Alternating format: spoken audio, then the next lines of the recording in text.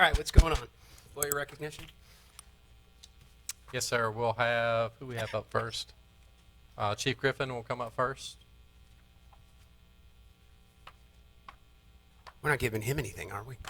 Just kidding.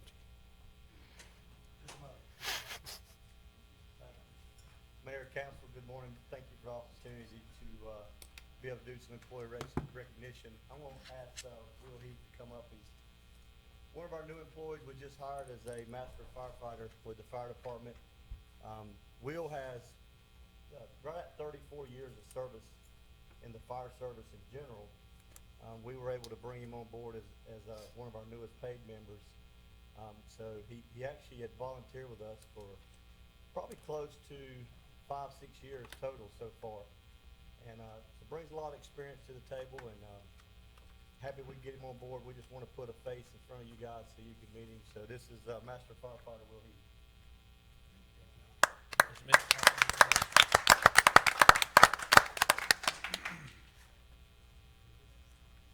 Welcome, good to have you.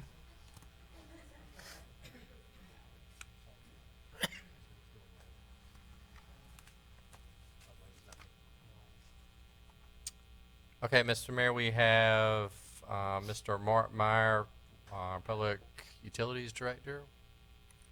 Good morning, Council, Mayor. Morning.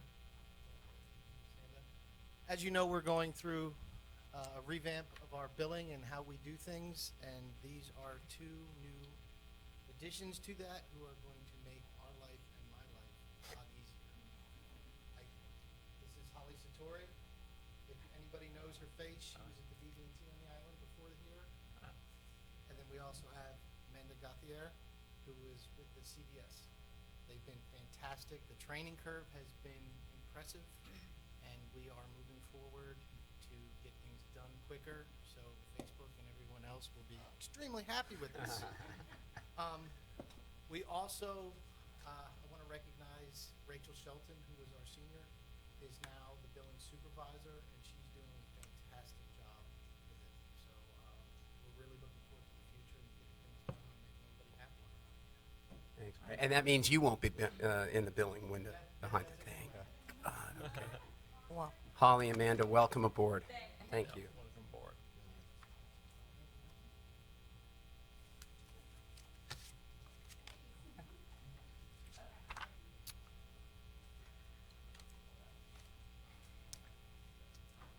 And we have our Finance Director. and they're going to work, right? Off they go.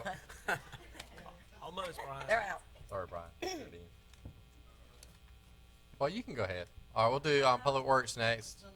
Brian Steenberg. These guys, Mark's in the class. I'm super excited. That's why I can't wait to stand at this podium. Feel like Tony Robbins when I talk about these guys. They're going to make a huge difference in public works. So number one is our permit tech, our utility construction review technician, which is huge for me. It's the building permit review for all the stormwater. Mark Dudenhaver is going to be doing that now. He has worked for the town for about 5 years here in Town Hall as a building maintenance specialist. He wants to change gears and refocus on some things and move up. So really proud of him. We're working through getting him trained and introducing everybody, and it's going to be great. Mr. Hugh Jones, he's been a general maintenance worker for us for about 1.5 years. He's worked off and on with us for about 4 years. He was up at the Boardwalk. He's going to be taking over Mark's position here in the building as a building maintenance specialist. He's going to do an awesome job as well. Looking forward to working with him. Great guy. And Mr. Dan Woodford here. Dan's taking over the Public Works Supervisor position. It's been vacant for quite some spell, so we're going to really be able to rock and roll and make some progress in Public Works. He's worked at the Battleship for a couple years. He lives down in Curie Beach. Prior to that, worked about 17 years for Everett. And he's just a great guy. He's already hit the ground running. Been here about a week and a half and doing a great job so far. So, Mark, Dan, Hugh, welcome. thank you, Brian.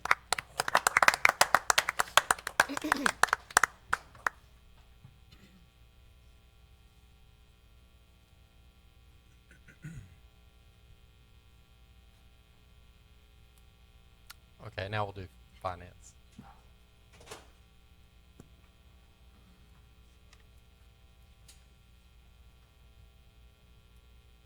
Good morning, Mayor and Council. I'd like to introduce to you Sue Granquist.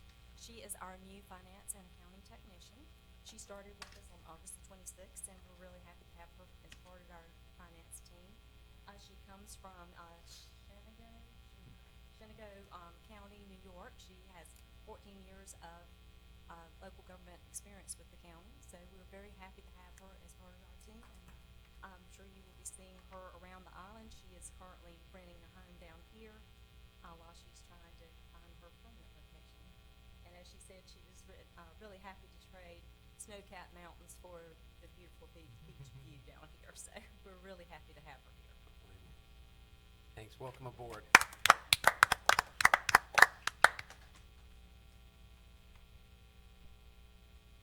Mayor, Council, last we have Captain Humphreys will give you an overview of where we are with in the police department hiring process.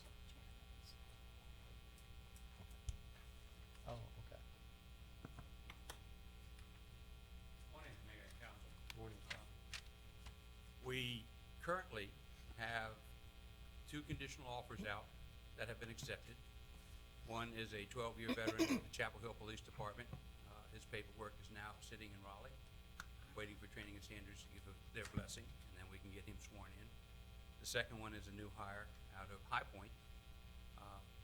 Young boy, never been in law enforcement before, but has great potential and wants to stay with us for the 20, 25, 30 years that he's in law enforcement. So those 2 are coming on board hopefully within the next 2 weeks. We are currently, from our last hiring board, which was September 12th, we have 2 good candidates. One is from the military. He was with the National Guard Army for 6, 7, 8 years. He's finished BLET. As a matter of fact, he takes the state exam this Friday. He is one of the 2 people left in his class that have passed everything. So that's a good sign, and hopefully he'll be coming on board very shortly when we finish his background. And the other one is a Raleigh police officer who wants to move here, has been with Raleigh for 7 years, was former military, and I think he's going to be great. We finished his background this week, so within the next 3 or 4 days, we should be sending out some more conditional offers, and by that time, we will be fully staffed. Right on. Awesome. What's the gap right now, Captain? So you just mentioned 4, and then additional offers going out. What do we need to do to get to 100% manned? We will be 32, right? Total. I think we only have one more. Well, the one more, and then, unfortunately, I plan on retiring November 1st. But we have 2 people, candidate-wise, that will be picked up immediately, and their backgrounds will be started. So, we'll be full staff. Yeah, that's right on. My goal before I left here was to be full staff, and we will be before November 1st. Thanks, Chief. Thank you. Awesome, thanks. Really appreciate it. Thanks. Good news. Good work. Thanks, Captain. And so we actually have one more. I'll have Jeremy present that one.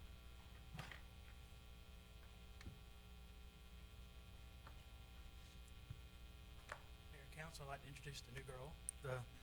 And thank you for funding the intern position for this year. 17 years ago, our acting town manager started off in this role, and it really is an opportunity, and it's a good way to get your foot in the door to be the research fellow position. And this is Gloria Abbott's.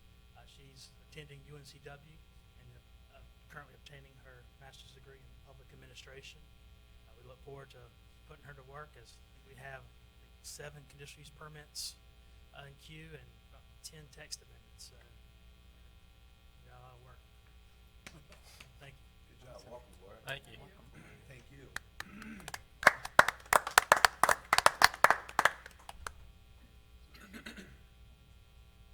Good stuff. Mayor, Council, well, I just want to thank you for allowing us. This is a little unique. We haven't had our new employees before you at a workshop. Really want to get some of these folks in front of you, and they've had conflicts in the evening, so thank you for letting them come, and wanted to let you see their faces. Good. And we'll move into our next item is we have Mark Weiss, our engineer that's been working on the town marina, and he's going to give an update on where we are with that project. So I'll turn it over to Mark, and might need a mouse up here.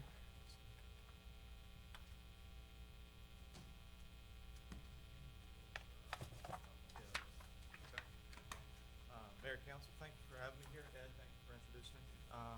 As Ed said, we've been working on the boat revitalization, or boat basin, yacht basin revitalization project for the south end, for the east side.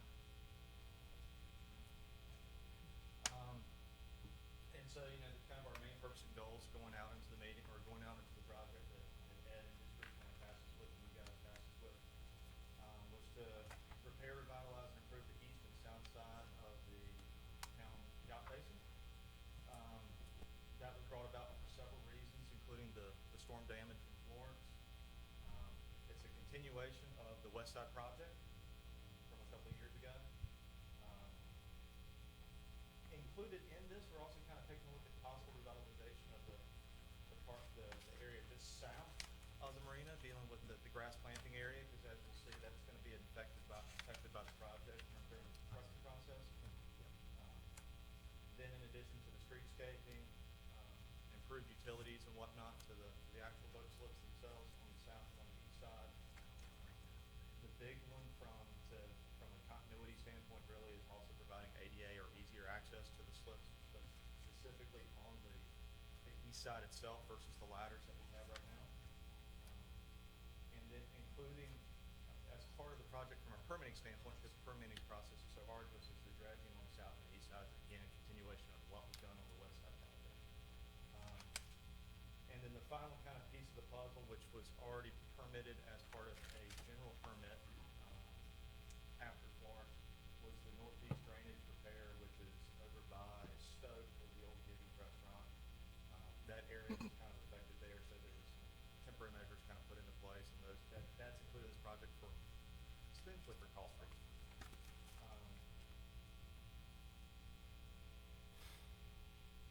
So, looking at this kind of a holistic standpoint, there's a lot of people that are involved in this. Obviously, you've got y'all obviously with the county council, you've got the harbor commission associated with it, the residents on the north end, because this is going to affect Canal Drive. So then you've got obviously the commercial properties that are right there and adjacent to it. So there's a lot going on. Freeman Park access, EMS life safety, making sure that they have the ability to get up there to get to the residents in that area, and public works as well, because there's a lot going on in Canal Drive from a public works standpoint. Which gets into, all projects are unique. This one's no different. So you have some unique issues and opportunities here. That's what I like to call them versus issues or challenges. It is an opportunity. One is the interconnectivity with the boardwalk, and on the west side, kind of like what we've already mentioned, we've already continuing that design, on-wrapping around to kind of give basically the basin a nice refresh or a nice kind of updated look associated with it. One that, like I said, that we've already kind of touched on a little bit is the ADA accessibility to the head and to the charter boats, providing that easier access to those marinas, or to those actual vessels. And then, like I said, build upon the streetscape standards that I think the town has carried on a little bit on the design information, and trying to get that and have this opportunity to redo this. Some of that work is already going to be affected. As part of that, we've also got some other issues that are going on that are specific solely to the east side, really. A little bit to the south, but mostly to the east. Stuff that Ed and I have heard about a lot about, and I'm sure you guys have as well, is fish boards, standard advertising, the flyer boxes, and the ticket booths, all dealing with the charter captains and the head boats. Those are kind of the unique challenges and opportunities actually for the physical project. It's got some unusual ones going on with the actual construction aspect of it. The main one that is keeping Canal Drive open as long as we can. There's some issues that we'll get into and take a look at as far as traffic routing, traffic congestion. There's a lot of residents that live up on that side. There are permanent residents that have to get out during the winter and all-season months when we would plan on doing this work, or when it's proposed to do the work. Same thing with the pedestrian access. There's, for the captains that are gonna stay, or as we shuffle them around, making sure that their constituents that come and visit them and their patrons actually have the ability to get to them. It's easy to get to, they can get supplies. Day and dinghy dock access is going to be difficult for the mooring field, because obviously if you don't have day or dinghy dock access, the mooring field, trying to bring those people to the business district, if you will, becomes a challenge.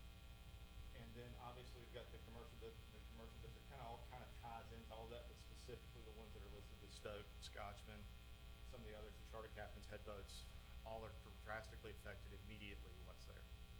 Where do you think you'll be doing the staging? Have you looked at that? What's that? Staging, where do you think you would be staging? Well, that's what we'll kind of get to in this staging of the actual vessels themselves, or the No, construction. staging of the layout? construction. What we've got targeted, on the last project, they'll use the parking lot, on the west side. We will Right. not be using that. Right. We're looking at the grass planting apron area that's immediately to the south. That's the most logical. If you try to look at some of the other town lots that are immediately adjacent to the property, you're still crossing traffic. How does the contractor pick up sheet piles, other large items with his barge? The majority of the work's gonna be done by barge, is what I need to assume. There's not a really good, depending on who the contractor is, they have various places where their laydown yards are. How far up the river do they have to go to put stuff on their barge, or who do they talk to try to get a spot where they can stage and bring on? But right now, what we're proposing is that side.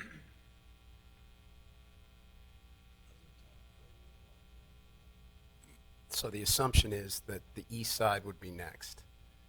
And the timeline from start to finish would the potential to impact the 2020 season? Well, I know it's notional at this point in time right now, but that was something that, he may have brought it up to you, but Captain Tilley. our goal would be to start this year. We're still, and we've talked to FEMA, and we have on other projects moved forward before we have approval from them, as we should, and repair, and we have on this one, and have Mark in a place where we're ready to move forward. We do not have funding in place from FEMA as of yet, so we're still working on that. So that timeline is something that we'll have to continue to discuss when we actually are going to go out, and for construction, we need to look at how that financing is going to work. It will. This is a project, if we do on the south and east side, that it's going to span a summer season. It's going to go through a summer season, and Mark's got. I think he's got a slide in there that talks about how we're going to move vessels around. So, When are you gonna know from FEMA? we met with them last week, and they originally right after the storm, Florence. We met with their review officer that goes out and verifies what the damage is. And we had an agreement on, hey, here's what was actual damage out there. And Mark's done a great job putting together details on that and cost estimates. They've come back within the last month and said we're going to have a new inspector go out. The new inspector's saying this is challenging that. So we're going to have to work with Mark's folks to basically take what we've already submitted and say, here's the specifics on what was hurricane damage and as opposed to regular wear and tear on that bulkhead, and have him seal that, submit that back. I asked your specific question to FEMA, how long, at that point, we'll be working with FEMA to find out, to try to figure out, basically going back and forth, and hopefully they'll just take what we submit them. But they may not. They may come back. I understand. So what's the price tag if we have to pay for it? $3 million. And, okay. And I assume you don't plan to do any work until you hear from FEMA? Or is the work crucial? Is that work that has to be done? That's kind of what It's going to be work we have to do. We just have to figure out the financing for it. We were hoping that both FEMA and this meeting where Mark's got everything in place, would coincide. We're just falling a little behind with FEMA. So I think we can get back there. We'll have to sit down and delineate that. Mark, is The state's been pushing the resiliency, FEMA's been pushing the resiliency. This is from the Florence a year ago.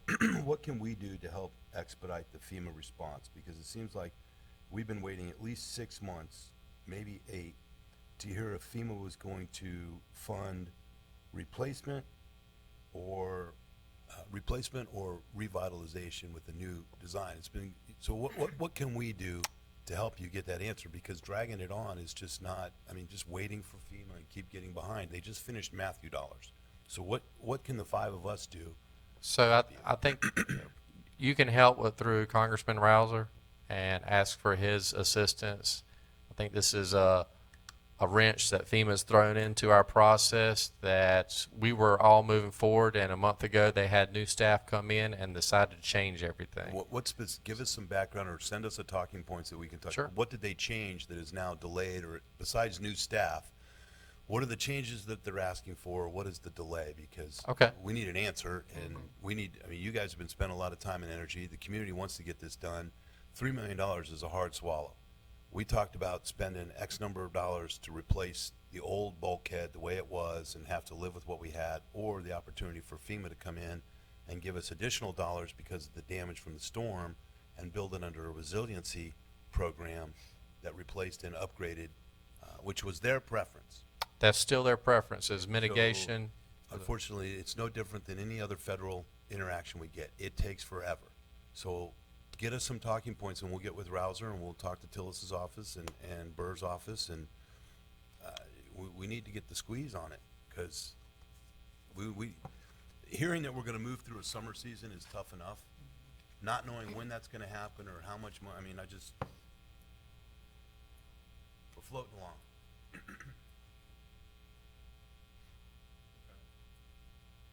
And speaking of actual schedule, this kind of stands on a little bit of where we're at right now. The CAMA major permit, it's actually kind of a misnomer. These are two, we looked at as looking at if this potentially phased out. You know, or you do the east side one off season, south side the next fall season. From a permitting standpoint, it's all gonna get permitted at one time.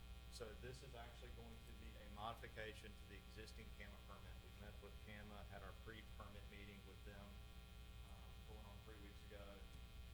Got confirmation on that. They have responded positively, and that which should shorten the approval process marginally. Still has to go through all the different agencies, but still, there is going to be a major modification to an existing major permit. You know, what they publish on their calendar is, 3 months to 6 months. What we've been seeing is that majority of time it's are going to push 6 months just because of all the Florence damage and how taxed they are staff-wise. But that's the CAMA, that's CAMA. That is CAMA, that is not FEMA. FEMA. That's Right. correct. So, I mean, It's irrelevant, it's two parallel Right, paths. I is what got we're it. doing. The permit package, is ready to be delivered over to them. Just wanted to get final blessing from council and from Ed as we move forward, because again, this gets into, from a mitigation standpoint, I'm going back, as you'll see later on, with the steel bulkhead that matches the west side, or the west side. So is that a local review, or is that going to Beaufort, or is that going to Raleigh? You know, it starts at Cardinal Drive with the CAMA office there, and then it will go to the 13 different agencies that CAMA kind of oversees and is kind of the clearinghouse for us. The Corps of But as Engineers. far as CAMA, will it be approved locally? Yes. Because they're now in the process of hiring a new, I mean, that vacancy, Debbie's gonna be gone, and there's a vacancy there.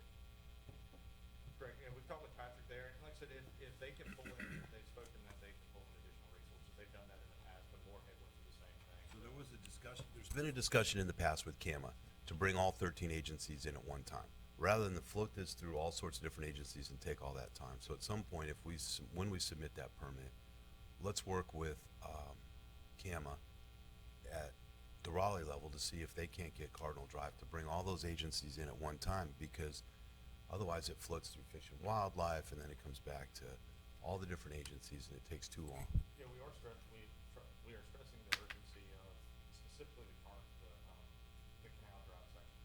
If that bulkhead continues to move, the pavement cracks out there now, that will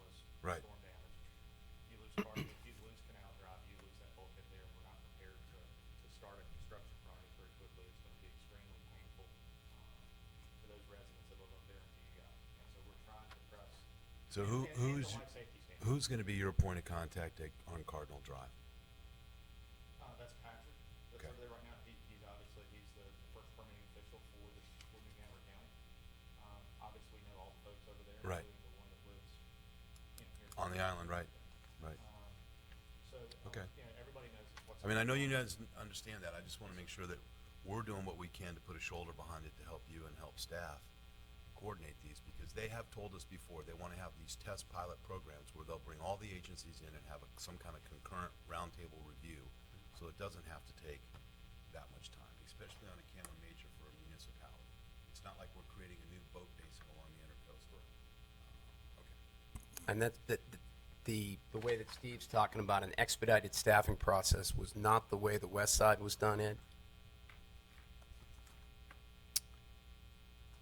We always try to work with CAMA and facilitate those. That, as Mark said, they're a clearinghouse, and they do a permit review, but they also send the permit out to all those other agencies.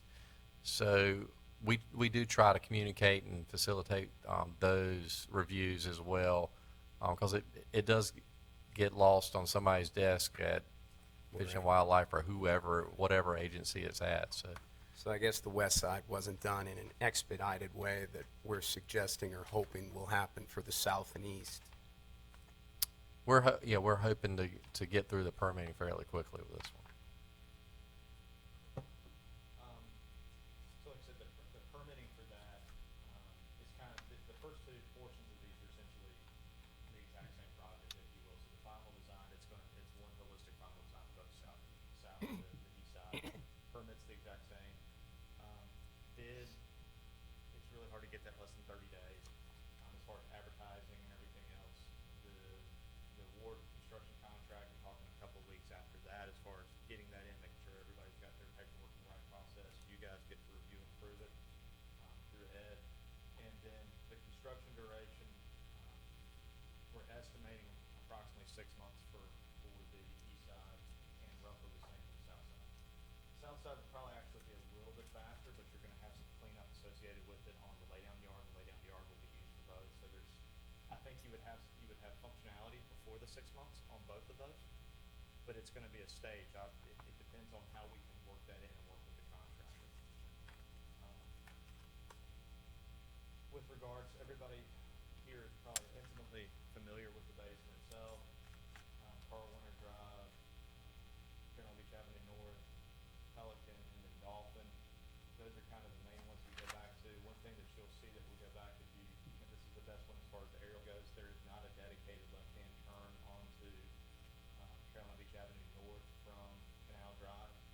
That poses a significant issue with the traffic coming on and off if we have a full-time closure of Canal Drive, which is going to happen at various portions of the job. Obviously, you've got the Scotchman, you've got Stoked, and then you can see the kind of the grass apron area that we're talking about here on the south end, and then the parking lot. And that's the parking lot that we use in the past from the laydown standpoint. So this is just looking at the kind of current slip assignment, if you will, or slips that are physically out there right now. You've got the 9 that are on the west side, designated S1 through S9. That's how they're related to in the permit, so that's how the naming nomenclature that AMA would like for us to continue on with.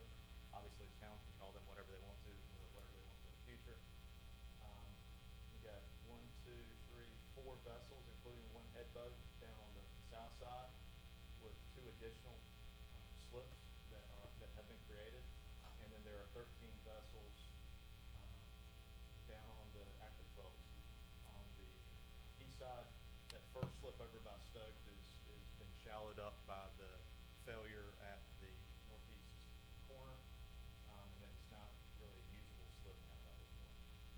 So like I said, this is just kind of keep track of, we've got 17 boats less 1, so we've got 16 vessels that we kind of have to keep track of as we move this around of the captains that are there. That's mostly the charter boats and the head boats. So when we look at the traffic rerouting plan, kind of starting with that portion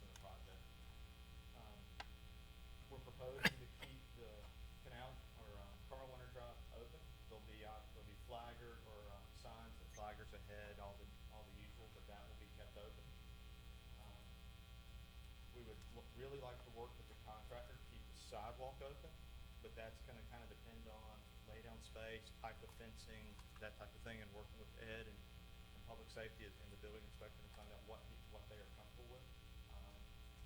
And then, so this is the actual laydown area, so you can see a construction entrance. We would leave access to the south side existing timber platform on the west side. I know that it's confusing, but here and everything. And then the downside to that is it's only gonna be kind of a one-way in, one-way out. Because you're gonna have so much construction going on in this back corner that timber wharf, maybe not necessarily right away, but very shortly is gonna have to be permitted. So, that's how, that would work on the south side. We Just a would have- quick question before you move past there. Do you plan to stop the bus service during that time that stops at the marina? I don't see why we would. That would probably be It sounds like a lot of stuff going on over there for it to have the bus coming through there as well. I think hopefully we don't have to go there with the bus route being a little further out, but there's a potential if they're how the contractor stages if he needs that additional area. Yeah, it sounds like a lot of activity to have, a lot of pedestrians there as well. So we'd And have to above. work with Wave Transit. We Yeah. could do alternate. We could do Cape Fear or something like that in the interim or something. Or just skip that one, yeah. Okay. Just something to think about, moving forward. That's a really good point. And then on Pelican, we're having, just to try to mitigate traffic going on the canal, a full road closure at the end of Pelican, so that would be essentially a dead end, no access. You would still get access to the Scotchman and to the condos on the north side by turning left and turning in, left or right. And then working our way back up to Dolphin is the next street. That's where the detours and other closures or other signage would be to get people back onto Canal Drive and get them around. That would be in the instance if you have a full closure of Canal Drive. We think that the majority of the time, especially to start off with, and during the demolition, not necessarily the demolition process, because the demolition is going to be of the timber boardwalk and others, but during that period of time, it would be one lane access on Canal Drive, and that one lane, what we would anticipate would be north. Reason being is that you do not have the dedicated left. It's kind of off the picture over here, but onto Carolina Beach Avenue. That would give those individuals to take that dedicated left off of Carl Winter and then to head north, and then the majority of all the southbound traffic would have to be on Carolina Beach Avenue, north coming down, make the right, and then make the left. Like I said, that's kind of our plan, where we can work with Ed and the Public Works and whatnot and see how that goes. There is going to be a period of time where it's going to be a full closure on Canal Drive. Some of that's going to be probably short term, and some of it towards the end of the project. I think as we get into some of the connection of some of the utilities, and certainly as we get to some of the anchor work, it's going to have to be more permanent. So when you're talking about doing like a dead man wall or tiebacks on the sheet piles that would have to go back into the canal? It's going to, yes, sir. It's going to be very similar to what was done on the west side wall. It'll be an anchor sheet pile wall, Right. steel sheet pile, reinforced concrete cap. So basically the exact same design, so it's continuous all the way around. Those anchors will either be dead men, concrete dead men that'll be cast in place, or they'll be the helical anchors or the mechanical hurricane anchors. But they have their pros and cons, and Ed's probably tired of hearing about anchors from an engineer that really likes to explain about this stuff, because this is what we do for a living. We're leaving it open in the CAMA permit right now to do an either or, because then it gets into your area of impact back behind the wall for development. Yes, you're taking it up and you're putting it right back down, but still it gets into the area of impact limits, disturbance, and that kind of thing. The anchors and the dead men would go approximately to the midway of the southbound lane, so the lane closest to the bulkhead, if you can envision that. So that's the reason why you might be able to get by with some partial closures. Heavier trucks and traffic, dump trucks or larger trucks may have to go around on Carolina Beach Avenue North. Kind of depends on the sequencing of how we work with them. So I would think that the way that we've kind of got this laid out on our internal schedule is that the first 2 to 3 months, as the sheet piles are being driven, you don't necessarily have to drive the anchors right then and there. That Canal Drive would be open as a one-lane access. Potentially, there's some potential for short-term 2-lane access at the very beginning of the project. It's not going to be day one, bam, shut it down. I don't think it's going to be as the contractor gets in there, gets a staging plan, work with Ed and I to get that squared away. And then a period of time where it's one lane, then at some point in time towards the tail end of the last 3 months, so probably 50-50 split, it's going to be a 4-lane closure there, For 3 months? give or take, yes, sir. And that's a Cassie look to you. saying, I can "Wow, see that. That's really Right in the middle of tough summer. To close, completely close canal for 3 months. You better make sure it's February, March. Right. And that was, exactly, can't be done in summer. Yeah. Correct. Scheduling is gonna be next to financing, the most important on this deal is gonna be scheduling. When we pull the trigger to start a deal and making sure that we have a contractor that's gonna live up to a schedule. Okay. And this would be done in the east side repair, if you want to call that. So when we're doing this wall down here, that's when all of this is taking place. When we get to the south side, that does not affect Canal Drive. So all of the traffic essentially is going to be single-day lane closures, short-day lane closures as they need to get deliveries in and out. You know, it's still not the greatest things in the world to have to deal with, but we just have to deal with it on a construction basis. So kind of getting back just to refresh on the actual boat movement, which is the second, like I said, there's 3 real big things. You've got the finance, which you guys have touched on. You've got the scheduling, and then you've also got trying to keep really the charter boats and the head boats operational, and we keep them from leaving and going to other marines. That's the last thing I want to say. Just kind of refreshing, this is kind of where we're at. Again, we've got vessels 2 through 13 down here on the east side. We've got the one large head boat, and then we've got the 14, 15, and 16, if you will, over here on the south side. That's where they kind of stand right now. So the first, when we do the east side, which is kind of highlighted down here in the red, is to move all the vessels, charter captains, if you will, from the east side over to the west and filling in the 2 slots. So all these numbers kind of correlate. So vessel 2 with vessel 2, vessel 3 with vessel 3. It gets kind of tight, but I think that looking at the vessels that are there and looking at the vessel sizes that have been there whenever we've looked at it or whenever we've been on site, and it looks like this will work. You do lose a good portion of the quote-unquote day or dinghy dock access up here. Not to say that you could not get a couple of dinghies in there, but it's going to be really tight. This is assuming all the boats stay, the head boats stay, everything else that's out there right now, with the exception of the pedal cap. Ed, correct me if I'm wrong on that. That's right.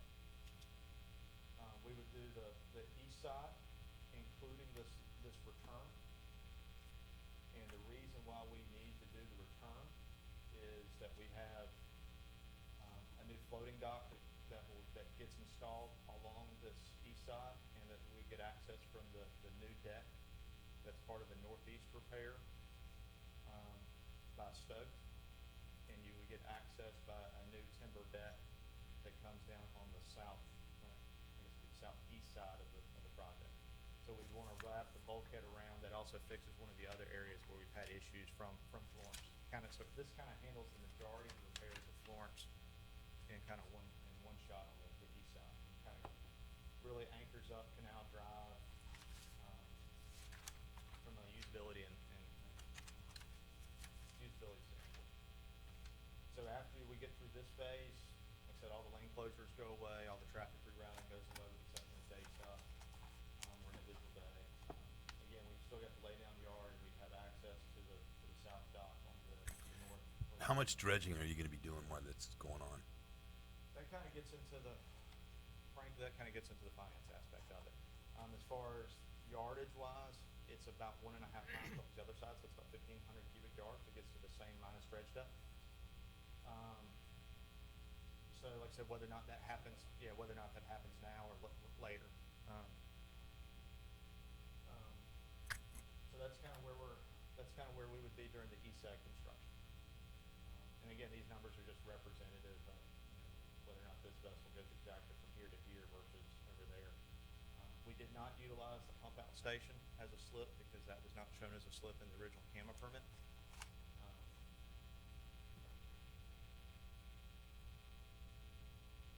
So then when we do the south side, it's kind of a shuffle royale a little bit. It's all the vessels on the kind of go back to their own homes, if you will. The three that are on the south side are gonna now they get to go to the west side, or three vessels have to go to the west side. Is a better way of looking at it from a depiction standpoint. It's easier just to shift everything over. Everything in green now from here up gets redone until we get to the tie-in, including a new floating dock on this back side, and then the head boat, if it stays during the whole duration, is going to have to shuffle. So the head boat may, whether the contractor elects to, because now he would have access on this side, whether the contractor elects to start here and work his way to the east, the head boat can stay where it's at. If he flips it, then the head boat will have to move to this slip or in this vicinity, start on the east side, work his way west, and then once he gets to a certain point, then the head boat can come back. Again, this is assuming if this is the only real way to keep the head boat there during all of this. There are other factors at play, whether or not the head boat happens to be going out for maintenance or haul or whatever. But this would allow the head boat to stay. There's going to be some access issues. It's just going to have to work around safety. You're going to have to make sure stuff is buttoned up as well from a contractor standpoint. And then we get to kind of the final layout. We kind of did a switcheroo on y'all a little bit, and I apologize. This is what CAMA wants to see from a numbering convention, slip 1 through whatever, so that we follow this. Since this is a modification to the existing permit, they want us to continue on with the same numbering scheme. Again, the town can number these whatever they want to, north, south, or east, west, whatever. So you've got the original 9 slips plus the day and dinghy dock in this vicinity. Then you've got essentially one, I'm gonna call it a charter for sake of a smaller vessel. Charter, then room for 3 head boats, and then you've got the rest of the charter on this backside. So what's happening in the lower left-hand corner there, where we currently have a head boat and we have other slips? Yeah, what's happening down there? Because you jump from 13 to 14, there seems like there's a big gap right there. There is a gap. The difficulty in that is that we try to utilize the space, because if you put a large head boat there, which this one is roughly 105 feet, just for reference, this is a 35, this is actually a 38-foot vessel. It's trying to get in here and still allow this vessel and these vessels to have maneuverability. So Ed, do we actually have 300-foot head boats that are interested in being in the harbor? We do not. We have one in there now, and we have had some requests for folks to come in. So could we look at some design flexibility that would allow us to potentially forego that until we had a third one and allow some additional, 40 and 60-foot charters down there in that corner? we've looked at that as an option. Also having some more transient boat slip, and that decking there was a place for folks to go and congregate and enjoy the marina. So there's some design options there. Yeah, I think what we looked at. Who's going to manage the transient slips? That was one of my questions. I see on the other side of the day dock. How many boats can dock there? So the transit slip rules are you can be there for 3 hours and up to 3 hours, and you have to be 25 feet or below. So And we don't have that now, correct? well, we do in that on the west southwest corner. We had that transit area where. And who monitors that to make sure that the transient slips or the day trippers are doing that? Well, that's actually our next presentation, and we do have Mr. Larry Denning here, who we've contracted with to do the mooring. So in that presentation, I'm proposing that we expand our contract with him and have Larry help us Okay, with well, I'll that. wait then. And that's what my thoughts were, if we do that on both sides. I mean, that's just a lot of day-to-day folks in a commercial marina, you know. Mm-hmm. So- I'd be more interested in seeing some alternatives on 13 and allowing for some agree. flexibility that it would at least say, if we don't have a third 100-foot boat, we need to look at that revenue, right? So how much are you getting for a 100-foot head boat as far as a dockage versus 3 more or 2 more Right. 35 or 40-foot boats? And do we have more demand from those? I mean, I'd have to defer to you, Ed, and to Larry on how many of our boat captains are looking. Do we have a waiting list for more charter boats? Do we have other maritime uses that want to be in there, whether it's the pontoon guys or whatever it is? The short answer to that is all the charter boats like to have a couple of head boats down there because that's where a lot of people get started, is on that type of platform. But it's a lot easier to fill the charter boats than the head boats. I'm just saying, Ed, if we I don't. understand what they would want, but we have to do what works best for us. Right. You know what I'm saying? I mean, if we don't have 3 100-foot boats, I don't know that we should try to accommodate 3. Yeah. Okay. I'm fine with having the option for a third one if you start seeing inquiries. If we don't have the inquiries, then let's look at some More charter size, and if we get the third inquiry, do away with the charter size. I just think we should have some flexibility in that is what I'm asking for. But we could lease those slips. Absolutely. Sorry, we're jumping all over. No, you're fine. And then that gets back to what Ed referred to as the dock. There is a, I forget the acronym. So would you be able, or somebody be able to bring us a design that shows not having 3 100-foot boats and having additional slips? Yes, ma'am. Okay, We can provide that to Ed. Yeah. Very, very That's a well. great answer. perfect. I mean, that was without even, perfect. without even looking. I mean, I hate to see the slip sit empty as well with no revenue from that slip. Then I'm concerned about getting a lot of just day people there in the middle of all that activity. That could be a problem. Well, I can tell you, my wife and I used to use all the day docks all the time down here to come in just to hang out for an afternoon and get Right. the Brits and boardwalk and everything else. So yeah, I think that. And I'm sure you're very responsible, but, you know, there are some that may not be. And I know they do it in downtown Wilmington as well, so. I think it's roughly an 80-foot by 40-foot elevated timber platform, if you will, so kind of mirroring what you've got down on the north side. In this corner, to try to utilize the space some, we're allowed 27 square foot per linear footage shoreline per CAMA because the town is marina. So we're trying to use some of that as space. Since we've got to have a platform to spring off of for the floating docks, kind of like what you have for the 3, 1, 2, and 3 on the west side. Trying to figure out ways to utilize that and give people a place to congregate where everybody likes to tell a good fish story, place for them to tell fish stories, whatever. The one thing that kind of gets into the programming, if you will, is on the south and on the east side. One of the big things that Ed and I have heard a lot about is how do we work in specifically fish boards with it and the signage. And I know the town has some standard signage, and that may be what Larry is going to talk about, and the next may not be.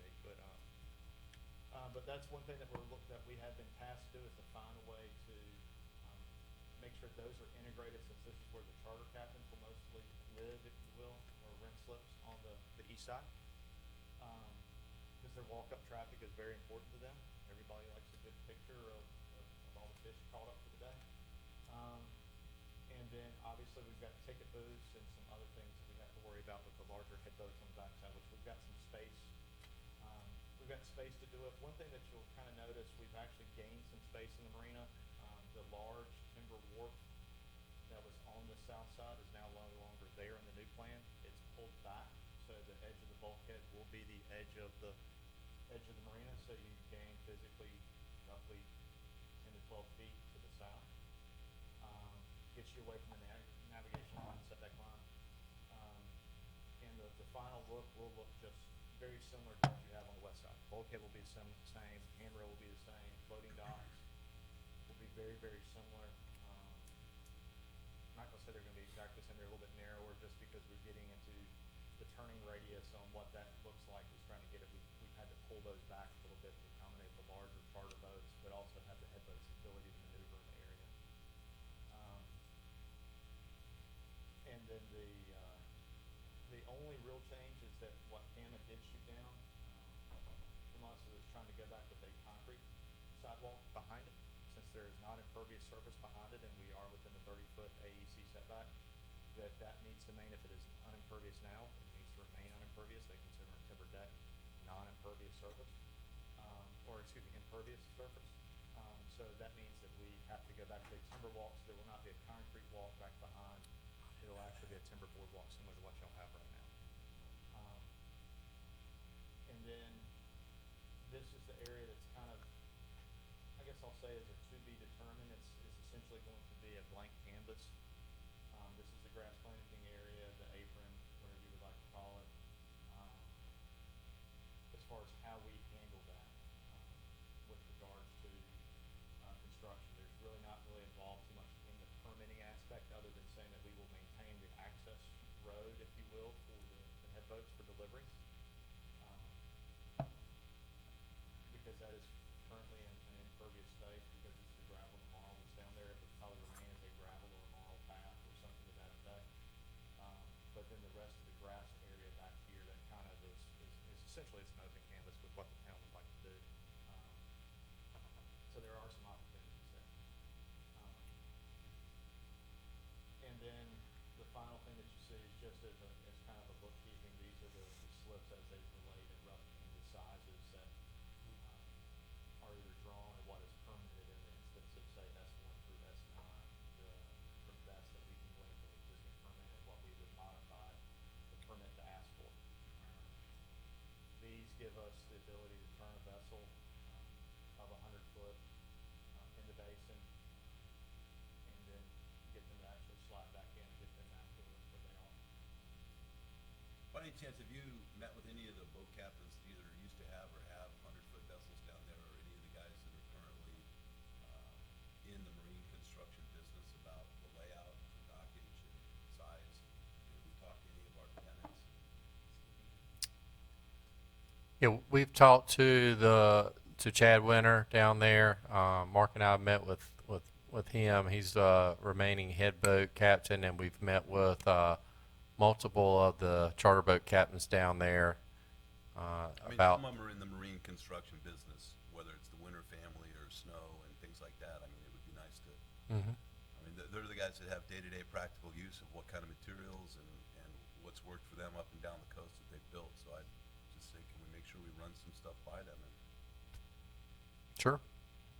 And now who would manage this project? It's going to be, we would hire the contractor. Overseeing it would be one of our project managers. Most likely Ben Meister would be our project manager to oversee it.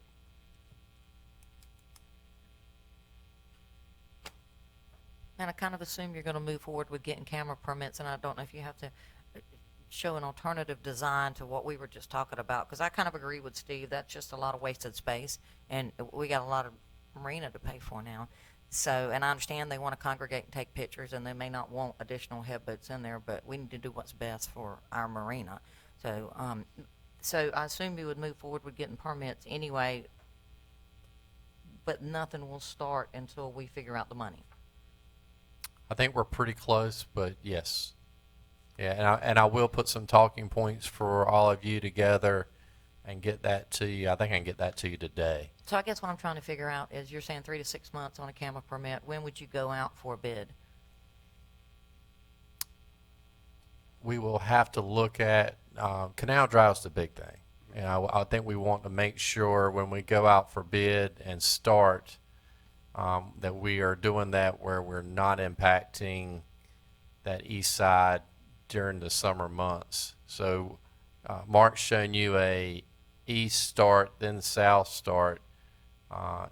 If we could go out, I mean, if we went out late this winter, then we might have to tweak that and only work on the south side during the summer months and then do the east side. So I'll have to get with Mark and find out if that will work. What will work if we go ahead and go out to bid this winter and get them started, that would be this spring. How we can do the least impact and not have Canal Drive shut down during the summer months. If we're going after the east and south side CAMA permit at the same time, would we have the flexibility to begin the east side first with less of an impact off-season? In other words, based on approval of the permits. Yeah, the permit is going to be an approval of the project in its totality. So in other words, there's no other conditions, so, okay, you get the permit, you got to start here or here. We have that flexibility when the time comes. Something we would work Based on a out less with, of an impact, which we've been right, saying. we would work out with the contractor on how we'd start. And we would just have to let CAMA know kind of which end we're going to start. Other than that, they're looking at it in its totality. There's no restraint. It's the same mindset. If you permit the dredge now, you don't have to do the dredge now. Right. Doesn't sound like that was much, 2% of what we did out of the lake, or what the lake template is, 1,500 cube. Yeah, because you've got greater depths on this side than you do on that side. So you don't have to as much to dredge to get to that. The majority of the dredge actually comes, or a good portion of it comes from this northeast side and back into this area where you had the stormwater pipes that had everything pushed in. Great. Any other questions? Ed, when's the next harbor committee meeting? It should be coming up in a few weeks, right? I'll have to check. Yeah. Our quarter. I'll get you that date. Okay. And I'm assuming you're going to have a lot of public discussion before this project starts as far as road closures. I mean, are we reaching out to the property owners in that area to discuss with them what we're actually even talking about? Like the Stoked Restaurant and the Scotchman and those condos there, all that activity right there. We have talked to Stoked and the property owners across the street, and talked to them about using their property for camera, doing an agreement with them for cameras.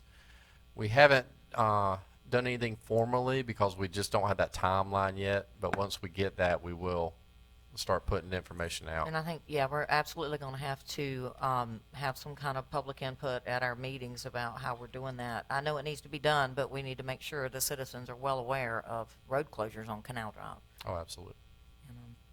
And I agree with Steve about reaching out. I mean, I understand the Harbor Commission, but a lot of them have boats in the actual marina. We want to hear what they have to say, but I think we should reach out to some other people in the community with that kind of marine expertise to see if they think it's the best. Sounds good. And we'll look at that on the state level. The resiliency dollars were distributed to the state on the 10th of August. So that may involve the assistance of some state legislators as well. Thank you. Much appreciated. Yeah. You saw the note yesterday to Senator Peterson, if you happen to catch that. Right. It's tied to what he's helping us do in terms of, if it gets to that point, enabling legislation for pre-mitigation issues, canal being one of them. Thanks, Mark. Thanks, Mark. Thank you.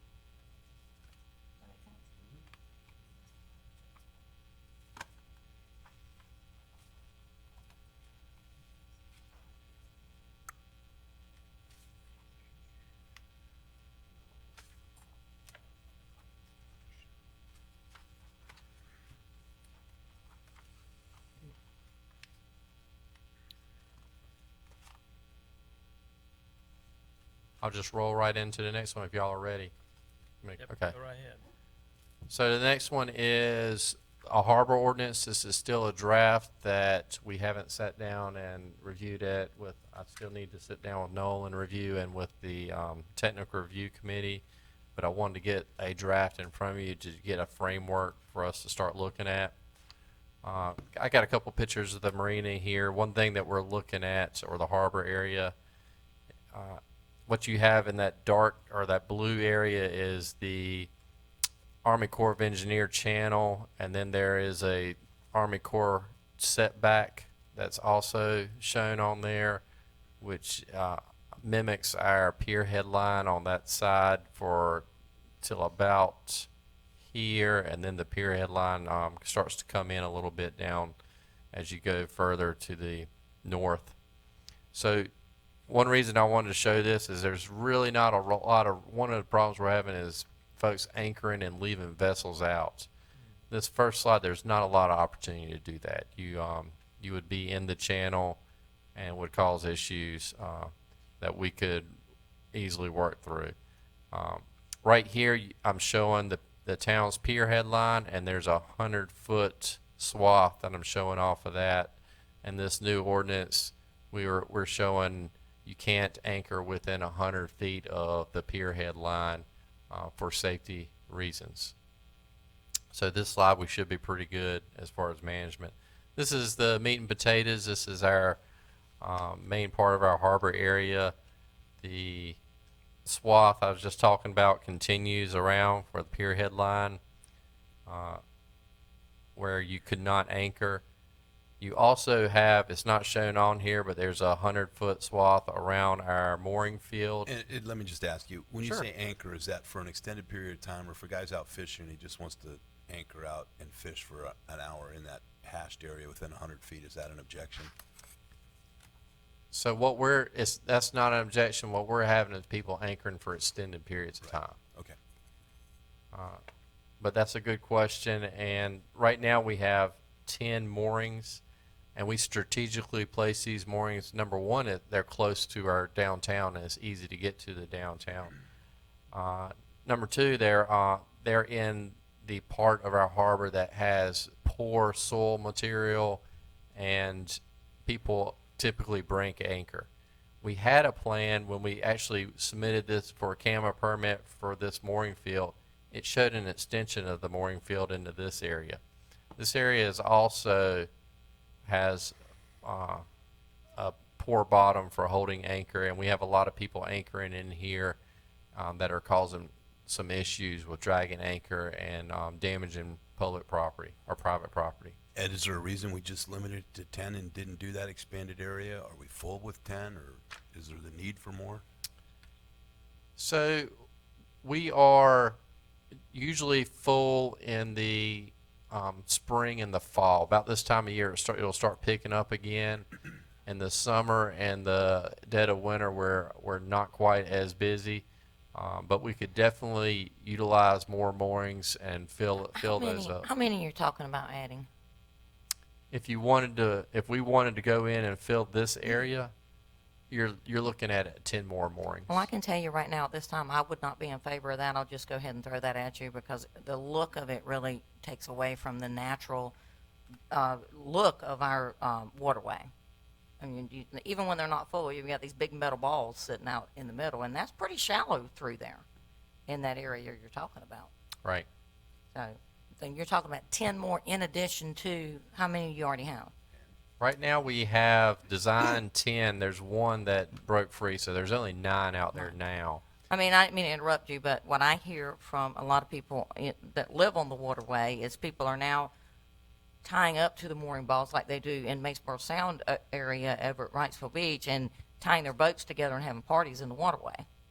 And I'm hearing that too, so I'm just going to throw that out there for council.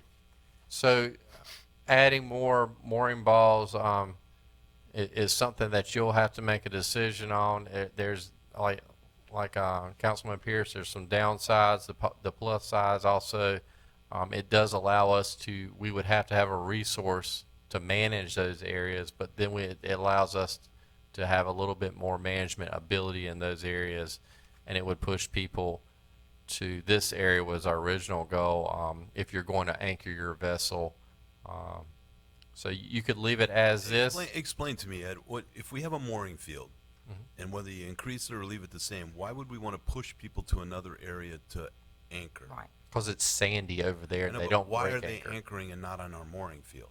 Are they just anchoring for a day, a week? Because it's free, It's you know, and we don't have a regulation. That's where we'll get into, but we don't right now have limitations on anchoring in our harbor area. and folks are anchoring out there for months. What do other municipalities do? I mean, do they just have it open season and people can just anchor wherever they want? Or do they have a mooring field? I mean, Most are we encouraging people municipalities- to get to the mooring field and use our mooring field, or are we just saying go do whatever you want? And is Well, there a way to post the area as no anchorage? Is There's that legal?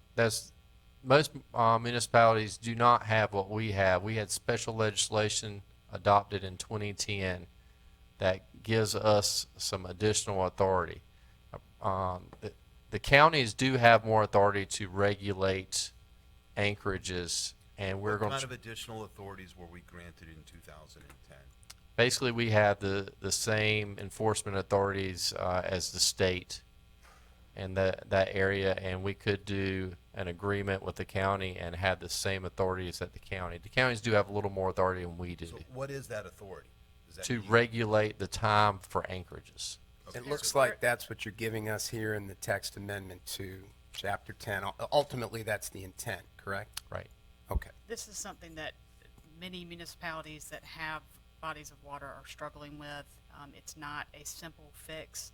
The counties have more teeth in their statutes than the towns do, but the session law that the town got back in 2010 does allow us to enforce things through interlocal agreements and other, and also the police power and our ordinances. So we have probably more authority than other municipalities adjacent to a body of water.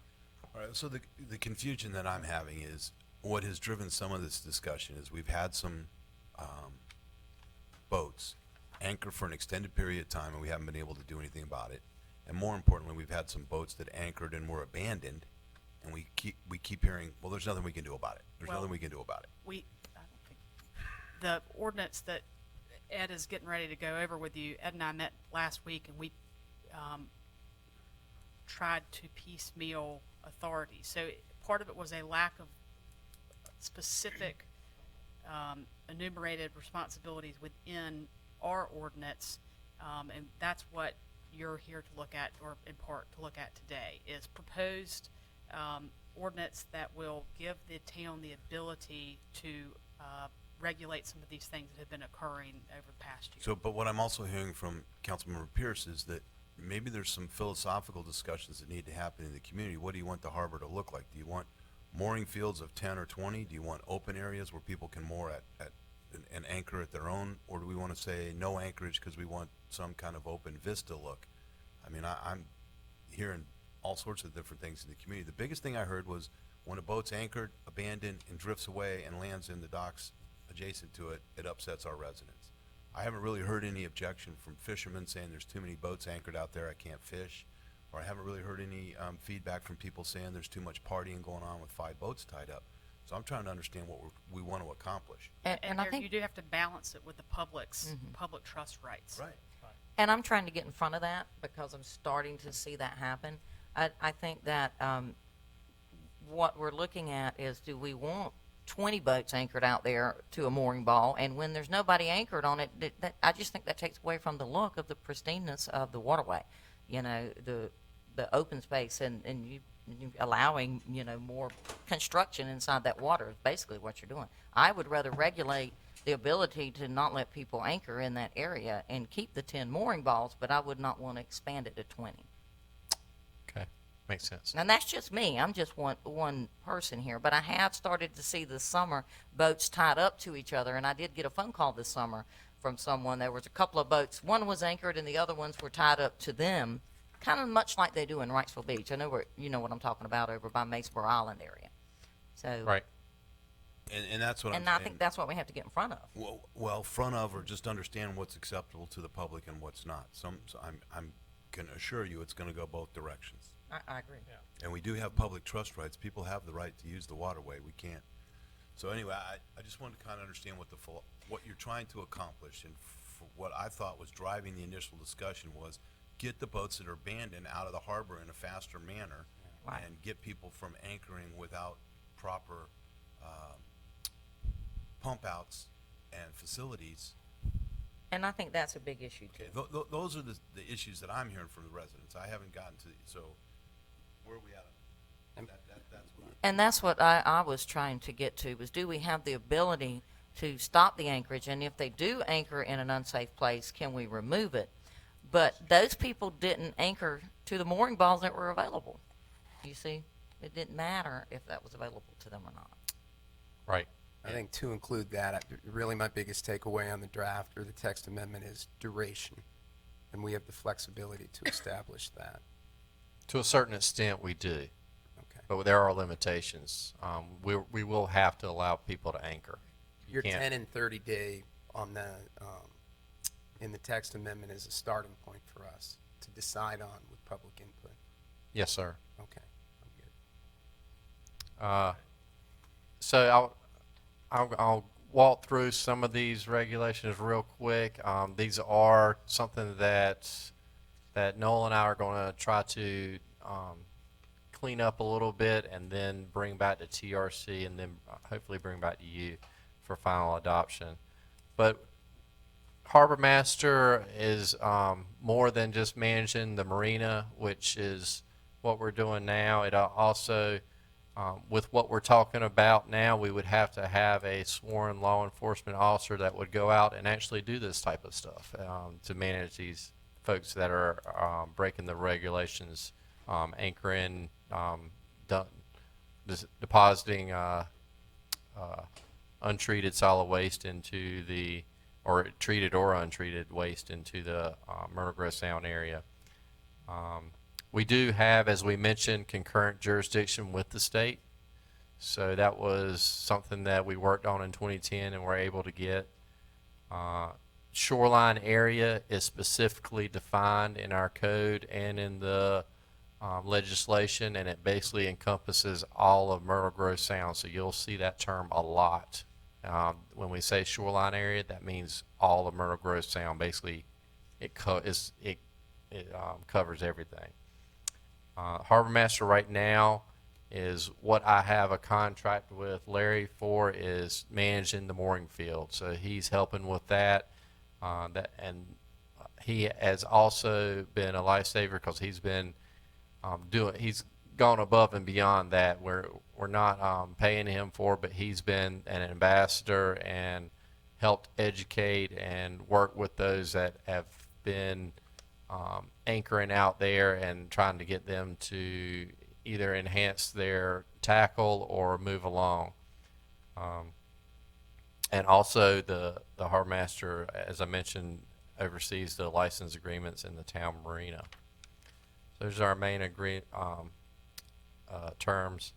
Some key terms that we're looking at adding to our ordinance now is you can't, if you're anchored for 30 consecutive days in a 180-day period without our written consent from the town, then we consider you abandoned.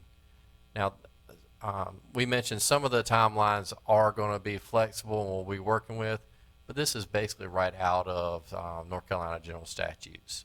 So we would, there's not a lot of flexibility we would have with this. This is one we would leave alone.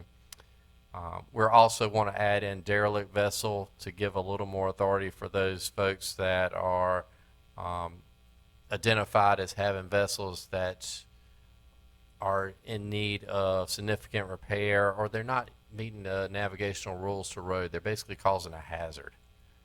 So you're saying they can anchor for 30 days? If they ain't, well, we'll get into that. Actually, we get on that on this slide. Okay. Once you hit 30 days, then that's a threshold where you're now abandoned, which gives us a little bit more teeth in enforcement.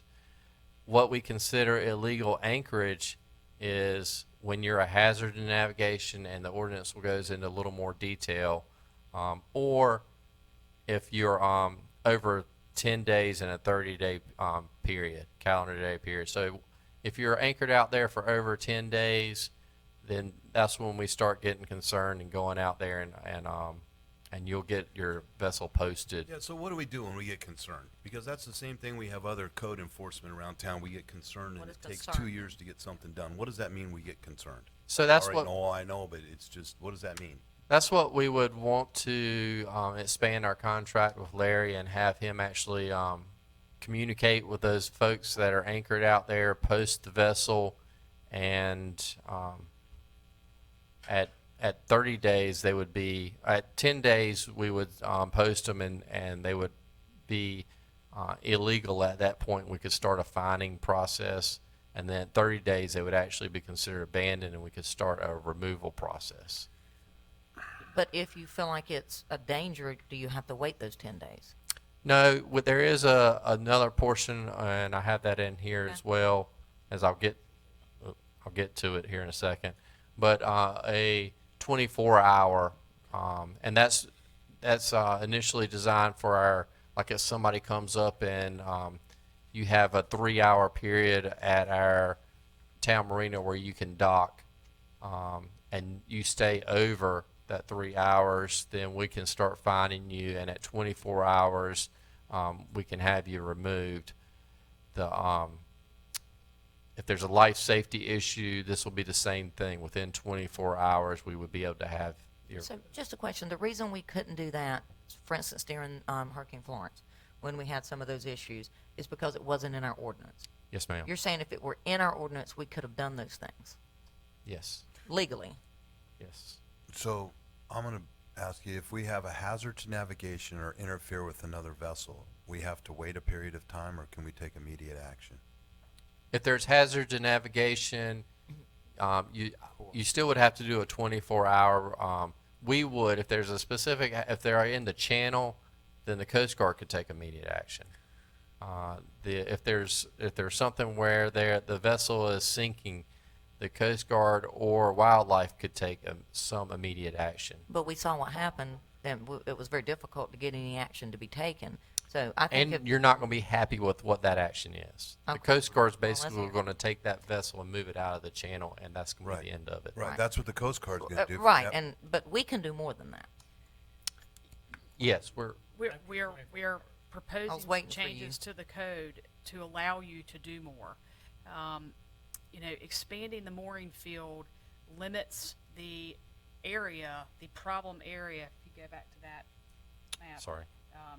Aesthetic reasons aside, our session law specifically allows us to have a mooring field. The original CAMA permit included more of a mooring field.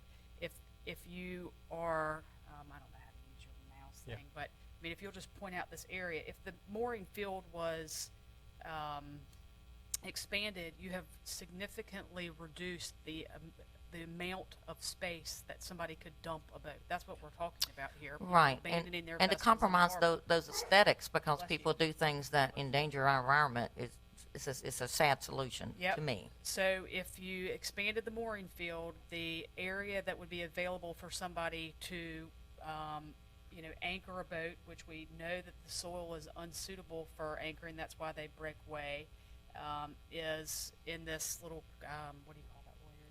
Code? I don't know. This area is has a lot more sandy bottom. Can we post an area for no anchorage because of unsuitable, I mean, We're going to be limited by the public's right to the Okay. waterway. all right. But we do have, That's this area. we have other things that there's the problems that have been identified through the public comments at the meeting, and also through some of staff's observations, are that you've got people that don't know what to do with their boat, so they put it somewhere knowing that it's hard to get rid of a boat once it's there. We're not the only community that is facing this struggle. The second thing is the illegal disposal of waste into the waterway. And then the third is just people not monitoring their anchor, and then it breaking way, and it's going to bump up against somebody's And they dock. So didn't want to it- pay for an anchorage, That's which right. is why they went there, so they're just gonna go somewhere else. So if the mooring field was expanded, then the area that would become available for that type of activity is significantly reduced, which would probably allow the harbor master to monitor it better. Certainly, these folks that are adjacent to that area are going to know when a boat's been there for a significant period of time. The coupling of our increased capabilities under our ordinance with the potential for interlocal agreements with state agencies that don't have the ability to monitor this area, which our local act allows us to do, probably is going to put more teeth in the town's hands. But it is a piecemeal of enabling legislation. The county has more, but we have the ability to partner with the county through an interlocal agreement. We've got the police power. We've got the ability to monitor the discharge of sewer. So we've got some things that we can couple together, and that's what this ordinance does. I understand that. I just didn't know we were talking about increasing the mooring field, because probably 8 months out of the year, when those mooring balls, no one's on them, you're looking at 10 metal balls in an area where people kayak and paddleboard and use that area for nature. And you're looking at 10 big metal balls in the middle of the waterway. That's just my thoughts on it. I'm pretty sure you're clear on what I'm thinking, but let's see what else you got.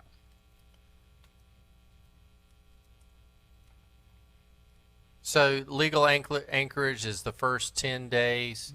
However, if you're in that legal anchorage area and any of these issues are occurring, then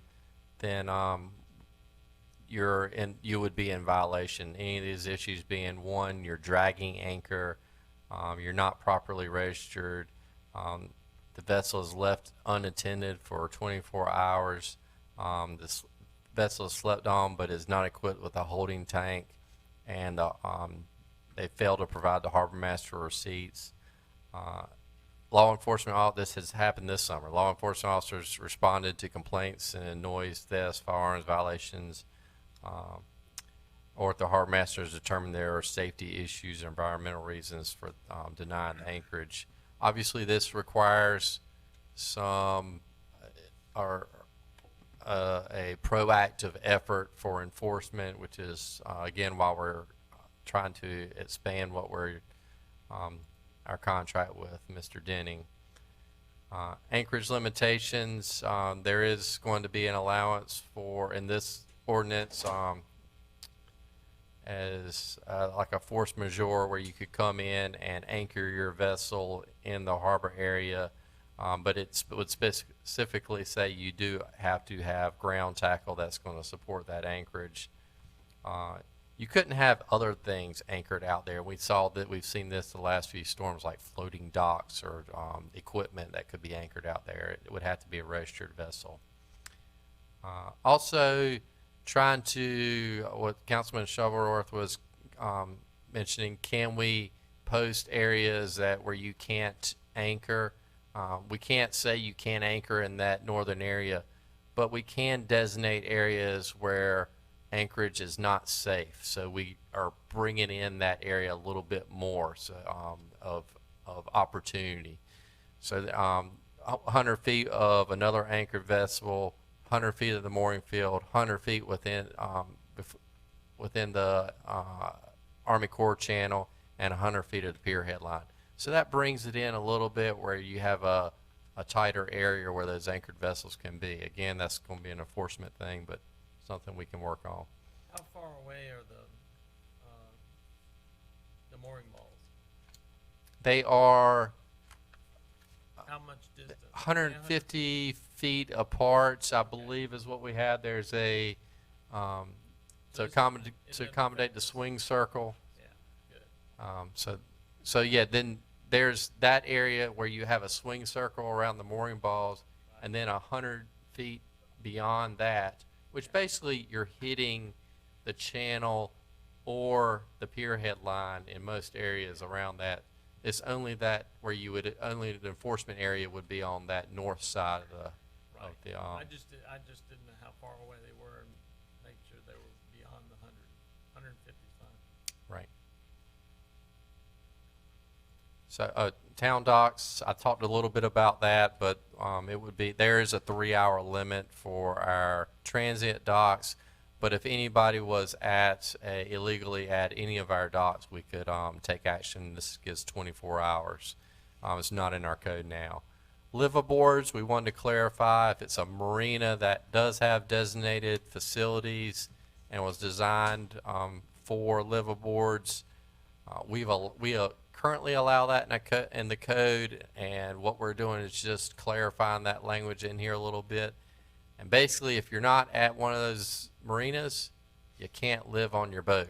So can you explain that? Because I hear a lot of that around town too. What designates a marina for a liveaboard? And what is a liveaboard? How many days is a liveaboard? Consecutive days? 1 day. If you're living on your vessel for With not one, an alternative address? Or I know some people come down and stay the weekends on their boats. yeah, you shouldn't be coming down and living on your vessel at the dock. That's Okay. additional water, sewer that you're putting on our system. Trash. So is what going has to be at the dockage for you to stay on it overnight? would be a my- commercial marina that's been approved for that, that has a designated pump out at that marina. So,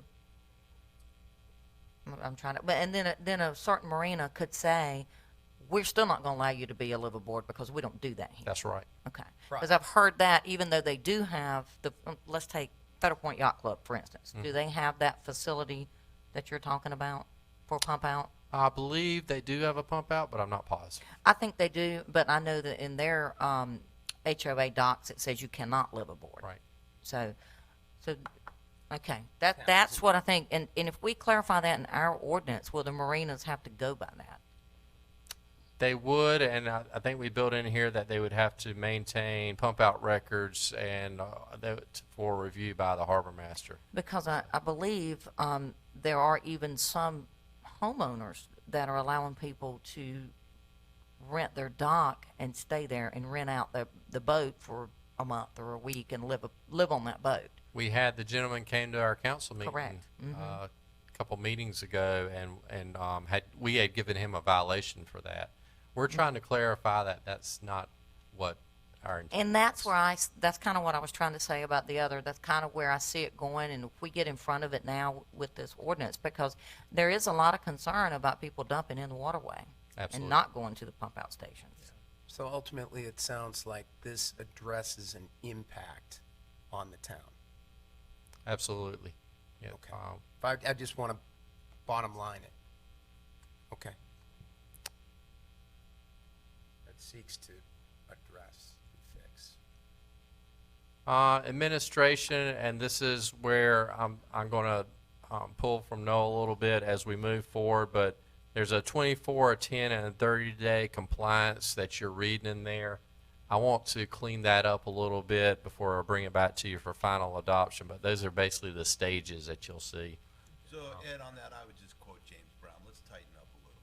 Right. It takes a little time. I mean, 30 days to be in compliance. I mean, if we have a boat that's illegally anchored, or we have a boat that's not following, I mean, it just seems like we just It's sometimes fast. drag these things out. And Right. we've had a couple of residents come and said, hey, it's been going Right. on months and months and months, and we want to give Larry some teeth that he can go out there in 30 days. I mean, seriously, let's tighten up. And that was going to be my next I question. mean, I don't know, maybe Ms. Fox is gonna tell us that that's as fast as we can go.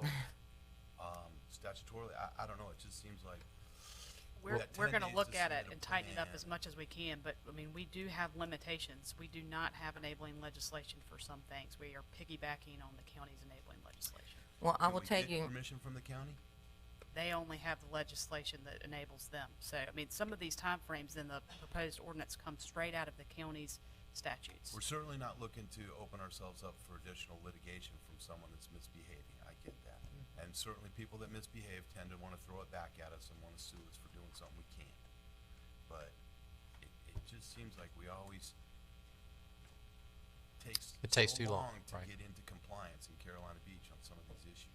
So, that's all. and I believe that this liveaboard dumpage that you're talking about, when we continue to tighten that up, you're going to see that be a bigger issue than you think it is. Because I've heard that for years, people complaining and they didn't know who to go to or who to contact. If the town tightens up on that ordinance, you're going to see a lot of that, I believe, too. So I think you're going to have some penalties and allow Larry to do those things. You're going to have, what is the penalty for that? Right. In Carolina Beach. And if we do tighten up our waterway, then the people are going to get the message, and they're just not going to do it in Carolina Beach. They're going to go somewhere else. So, and I hate to say we kicked it to somebody else, but we've tightened up our waterway and tried to keep it clean, and so that's our job. Absolutely. They should go somewhere else. So, speaking of penalties, what that is something that's going to be in that we're adding into the code as well, or enhancing. It's in there now, but there is a criminal class 3 misdemeanor that's built in, and daily fines will be built in. We do have an appeal process built in that I haven't gone through with Noel about going through the town manager and then through New Hanover County. Seized vessels, this becomes an issue. This actually became an issue this summer where we had to seize a vessel. If they're value less than $500, this is language out of the general statutes as well, then we would seize it, and if there's no value there, we would demolish the vessel. And otherwise, if the owner is not willing to claim the vessel and pay all associated fees,